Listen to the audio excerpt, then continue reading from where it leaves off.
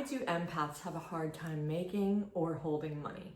This is a super important video on, it's specifically about energy, but also it's about self-image, because your capacity to make money is tied to the way that you feel about yourself and the amount of energy you have. Because what is money? Well, money is quite literally energy. I'm sure you've heard people say this, where money is energy. And what does that mean? That means that your capacity to put your energy out there, like the more energy that you have, the more ability you have to make more money, to attract more abundance in your life. It's an energetic frequency. So if you are bedridden, let's say, you probably have very little energy, which means you have very little capacity to actually get out there and go make money. But the old paradigm about making money is that you have to overproduce and work yourself to the bone in order to make money. But if you think about it, what does that lead to? That leads to depletion. You are quite literally told and sold all of your life that making money means you have to be depleted. And depletion, it means lack and finite energy. Whereas if you think about the new paradigm and the new way of being, we are now being told, if you're in certain circles, that money is a frequency and there is an abundance of money as long as your energy is a match, an energetic match to that money. And all you have to do is just be yourself to make money. Authenticity is your currency. And the more energy that you have, the more ability you have to cultivate energy within, the more power you have to cultivate money. It's all just a magnet. So anyway, that leads me to empaths and money. So if making money is built on, in the new paradigm I'm speaking of, is built on self-image and energy, well, what do you think the self-image of an empath is? Empaths, they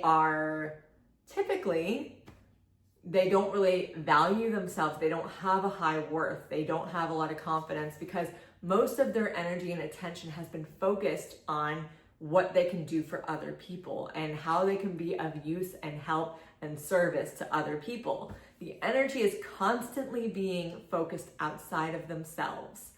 And that leads to so much depletion, and it leads to, I'm not good enough unless I am XYZ, fill in the blank, unless I am helping somebody else out, centering myself around somebody else's needs.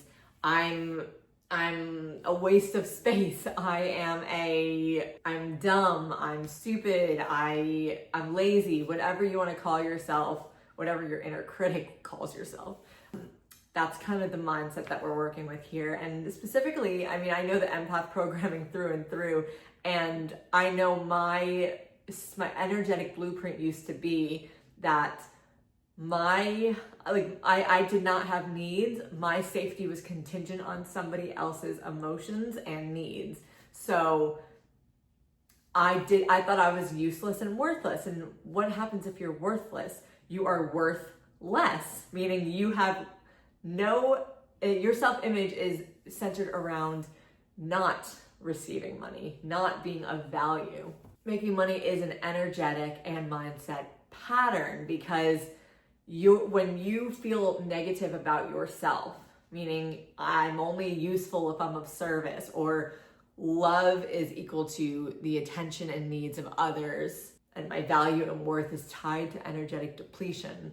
Because again, when you're so focused on other people, you are taking your energy and your attention and you're putting it outward outside of yourself. So wherever your attention goes, energy flows. And if money is energy, where is that money gonna go? It's definitely not gonna go to you because you have not learned how to take the energy and put it back into yourself. And usually empaths don't know how to receive. They don't receive well. Receiving feels uncomfortable to them because they have been trained all of their lives to put the energy outside of themselves, to always be focused and centered on everybody else. And when you don't have needs, or rather when you collapse your needs, what does that do to the body? That's an energetic contraction. So when you are energetically contracted because you're feeling like you can't express yourself or your needs, and nobody is giving energy back to you because they're just taking energy from you because you were so used to giving it away, you end up contracting your energetic and physical body so that you now cannot hold any energy inside of you. Not only that, but you've trained your algorithm to constantly be giving. And when you give, you are not receiving. No energy, which means no money. It feels safer and it feels familiar to give because you are taught from a very young age that if you give to others, you will be safe. So if you grew up in an environment with a family that is maybe a lot of chaos and can't manage their emotions, and you feel it's your duty and your responsibility to manage the environment so that it creates peace, then you were always centered around somebody else and their experience, and you learn to shut down your own needs because your needs are contingent on how someone else feels. I'm sure I'm talking in circles, but I feel like it's such an intricate topic that I really want to drive this point home, that our energy is constantly centered on people outside of ourselves. So when you are constantly centered on somebody else, you are leaking energy. Your attention is always outward, and your attention is your power. The direction of your attention is where your energy and your power goes, which means that is where the money goes. If you have no energy and no power, there is no money coming your way. Your power is built on how well you serve others. And when you serve others constantly, you end up being depleted and you end up being in lack. Lack of energy equals lack of abundance.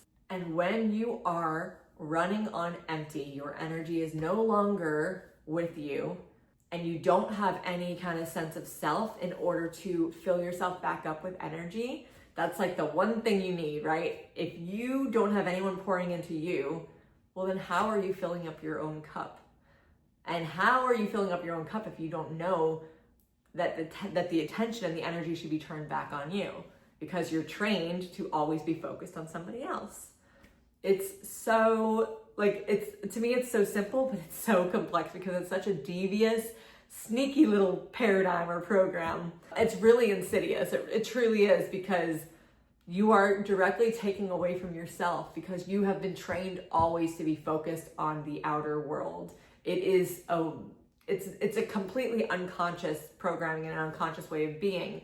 And what empaths need to do is start learning how to build a sense of self, start learning about themselves, start learning about how to turn the energy on themselves.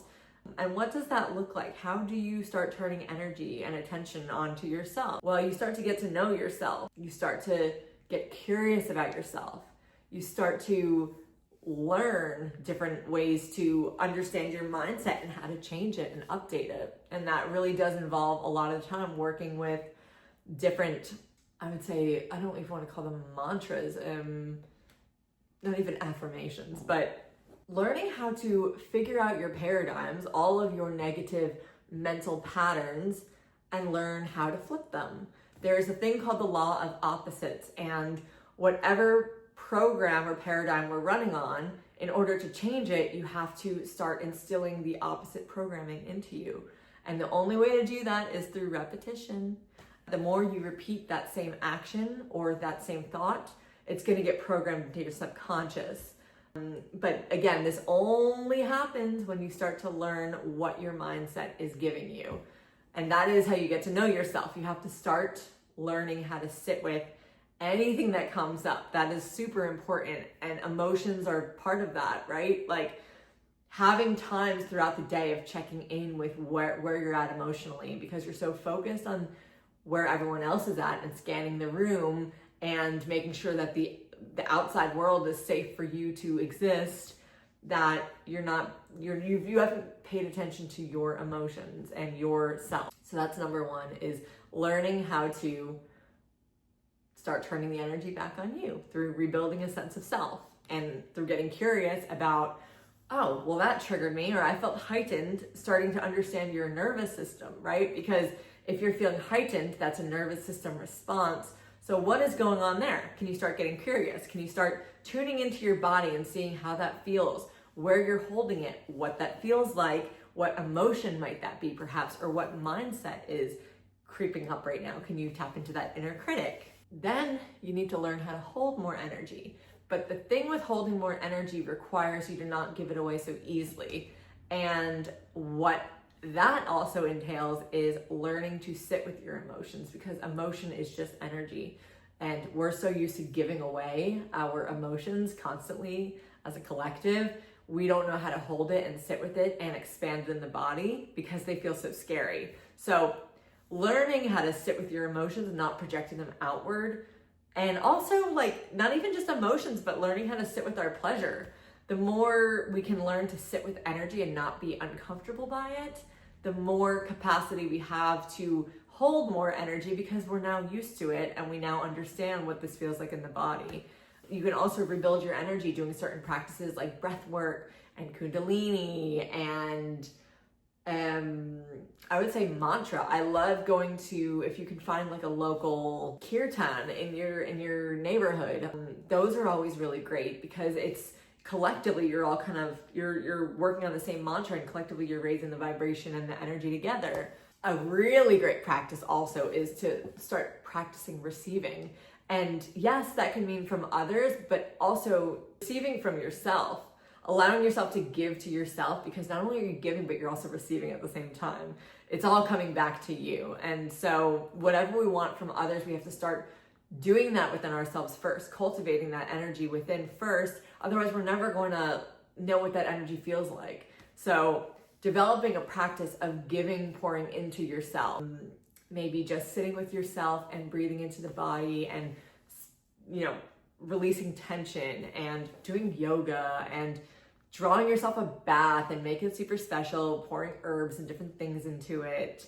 Whatever else that would make you feel really good to give to yourself. Just love on yourself unconditionally. That's another thing, is improving your self-image by loving on yourself and doing mirror work. I'm such a big fan of mirror work because it really does mirror back to you what you actually want to feel about yourself and how you want to feel about yourself. Another one is starting to set energetic boundaries. And by that, I mean noticing when you are about to pour into other people, or someone is trying to energetically overpower you and trying to take energy from you, which no one can take it from you unless you're willingly allowing yourself to give it.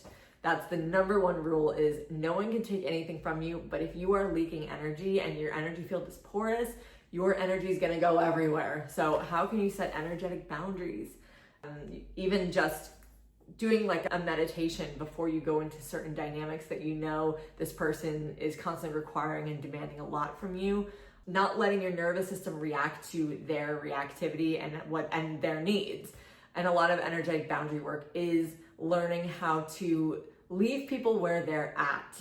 Learning that you don't have to hold everybody whenever they're having an emotional crisis or feeling stressed out or dysregulated. We start to get dysregulated from someone else's dysregulation. So we need to learn how to pull back on that, because it's not our circus, not our monkeys. So the one thing I also want to impress upon you is that when you are running on empty with your energy, you have no ability to create. There's no life force inside of you that's triggering the response of, oh, I want to now work on my social media, start painting, building things, doing things like expressing yourself creatively through artwork and whatever else, whatever other means. Your energy to do anything else, it's null and void. It doesn't even exist, because you're so busy leaking energy in all these different places that when you actually learn to pull back from other people and from giving it away so freely to others, you actually have an overabundance of energy. And actually you'll notice that the more you learn to say no to people and things that don't align for you anymore, you actually get a boost of energy. I felt this myself. When I started saying no, I would get this rush of energy. It was like, oh my God, this feels so good in my body right now, and I have so much energy to pour into myself. I also had a rush of energy happen when I felt that somebody was energetically overpowering me, and I shut down my my energy field to them. And right away it was like, boom, I had all the energy in the world. And I even stood up for myself to that person, because I felt them trying to energetically overpower me and try to manipulate me into basically saying it was like that whole spiritual manipulation gaslighting tactic, right? If I'm not handling what they're doing to me and I'm not reacting well to it, then I'm the problem. But instead I just stood up for myself and I was like, sorry, this is not mine and I'm not taking it on. That's it. That's all you have to say, is just, it's not mine, or that's just not going to work for me. Sorry, it's not going to work for me. No more giving excuses. We're done with excuses. These are just little ways that you can protect yourself, but also, like, I do want to impress upon you, the more that you are in the defensive when it comes to other people, and kind of always on the lookout and always defending yourself against who's going to take your energy and who's going to deplete you, that's an energy leak in itself. You're basically saying that you are a victim or you're disempowered against other people. Whereas if you can actually, all of what I'm telling you when it comes to energetic boundaries is so important. However, just be wary of your mindset when it comes to, how you're approaching this. Are you doing it from a victimhood mentality? Because victimhood is automatically going to leak your energy, because you are saying that people can overpower you energetically. Whereas if you're doing it as in the mindset of, and everything's just a reframe, right? If you're doing it in the mindset of, oh no, actually, I have so much energy and I'm so abundant that I am actually going to honor myself by saying no to what doesn't feel good for me. That's literally it. That's literally all that it is. And you'll notice that the more you do these practices and the more that you focus the attention on yourself, the more you harness your energy, aka your life force, your superpower, the more money's going to come your way. I have been manifesting so many random experiences with money and really focusing my energy on abundance lately, seeing abundance where I used to see lack. And that has really helped me so much. And the best advice I can give you is record your voice saying different programs that you want to install into you. We're literally computers. We can install ourselves with whatever programs that we want. It literally just takes repetition. So you can record your voice. I use the app Think Up, and record the programs that you want to create for yourself and just listen to them over and over and over and over again until it becomes a record in your mind. I've noticed the more I do that and the more that I focus my attention on myself, the more money that's coming my way. I just moved to Austin, Texas, and I have to start fresh, building up clients, and I haven't even solicited my business yet, and already I have 4 people wanting sessions, and I haven't even told anybody that I'm giving these sessions here. So it truly is a thing where money will just find you. And I have another example of, I found this coffee table that I really wanted, and I knew that I can come up with the money. It would be really easy, but I also already have a coffee table. So what I did was I decided that, okay, well, maybe I can put this coffee table up for the money that I want to spend on the new coffee table. And I went to look up my coffee table because I actually got it on Facebook Marketplace, and I only paid $250 for it. When I looked it up, it showed that my coffee table was worth $1,800. And so I realized, okay, money is always available. I literally was sleeping on money. I was sleeping in the same house as money this whole time, and I was sleeping on it. I didn't even realize it. And this, for me, I'm like, I know that money's gonna find me, and I chose not to go into fear and into lack and into scarcity when I saw that coffee table that I really wanted. Instead, I was like, the money's gonna show up, and the money, I'm gonna come up with a thrifty solution to have it, because I know that money's always available. Sky Daddy is always going to provide if you have the mindset of abundance versus scarcity. So I hope this helps, and I hope this kind of came full circle for you to kind of understand about energy leaking and how we're so trained and ingrained to pour into everyone else besides ourselves.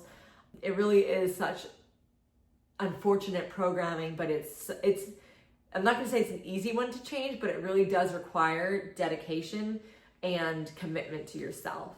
And that's something that you're not used to, and I totally understand it. And your paradigm is what is going to like throw you off kilter and try to convince you that you should be pouring into other people and it's not going to feel right pouring into yourself. But the truth is, no one's going to do it for you if you don't train yourself to do it. So you'll notice that the more you pour into yourself, the less tolerance you have for people that are going to take from you, but also you're going to be an energetic match for people that want to give to you as well, because you know what it feels like to give to yourself. So if this resonates for you, leave a comment, like it, share it, spread it around, spread the love. I am trying to teach people that empaths are just a program that we can outrun, because I don't even want to call myself an empath anymore. It was a disempowering program I ran on for 36 years and I am done with that.